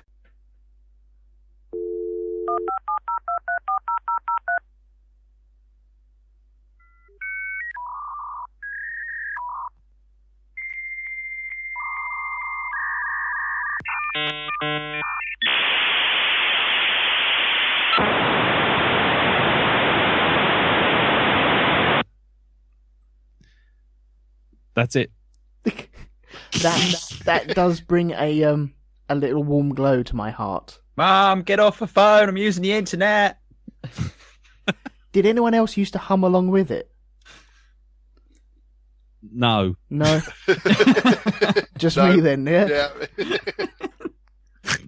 In a nutshell. Oh, okay. It is such a nostalgic sound, Mo. It really is a nostalgic sound. God. We are back, people. Shonky Lab is back on the Mixler, which is at mixler.com/Rogue2Media. We have a chat room, which is bristling with people, shall I say. Wow. A lot of people there. I am joined by Lee Medcalf. Yeah, hello again. Dave Probert. Hello. And Andy has somehow wangled his way on here as well. You're never getting rid of me. And we're still talking about before the internet. We are also still giving away buildings, so if you want a building, let us know. Either type it in the chat room or phone us up. That is fine. And foods, what foods do you heat up or warm up? It's like a subtopic, but all of them. Before the internet again. Let's go back to that. Well, I was going to say there have been some building requests in our absence. Oh, have there? Thomas McCamberley would like the West Edmonton Mall of America. It is yours, sir. And Scott Mather was asking if they could have fictional buildings, in which case he'd like the Unseen University Tower of Art. No, they have to be real, because then we can go to the buildings and say that we own this building and you can let me in. And Jack Woodgate would like 486, that must have been a beast of a computer with 64 meg of RAM. It was the size. It was the size of a bus. Actually, it was the size of the land of the Jawas. Now I think about it, but it was. And it was also full of porn. Ha ha! Circle of life. Yeah. Yeah. Well, it actually only had like 16 colours, so it wasn't very good porn if we did manage to find any. But yeah. So porn is porn. I'm afraid that is the rule. Porn is just porn. Yeah. Oh, and Lucky Minty would like to have the Flatiron Building in New York. Right, I'm going to have to Google that because I don't know what that looks like. Yeah. Anyway, so yeah, that's how I found the internet. I came in at the ground floor, so to speak, back in, I think it was 1992 or 1993, something like that. It was really, really early. But it was literally right on top. I'll find out what date it was because I knew what was playing as music. Bad was number one album, Michael Jackson. Sarah, yes, that building is yours. Congratulations. Yeah, hold on. Bad. When did Bad come out? Oh, I'm gonna guess 89. Yeah, you're gonna reckon 89? That's really early then. That wouldn't be a 486 then. Yeah, it was. It was definitely a 486. They played 486 is early 90s. # computer geek. Yeah. 1987 Bad was. Oh, was it? Yeah. So that would be right at the top, right at the beginning of the 486s, I reckon. Dave, how about you? How did you come along on the internet? How did you find it? I think the first time I kind of used it properly was at my first girlfriend's house, because she their family just got it because she was sort of like studying at college and stuff, and so was decided that would be a useful thing to get, and yeah, I sort of I think it was when I first started using it on a regular basis. Mm. So yeah, there's what did you used to dial up though?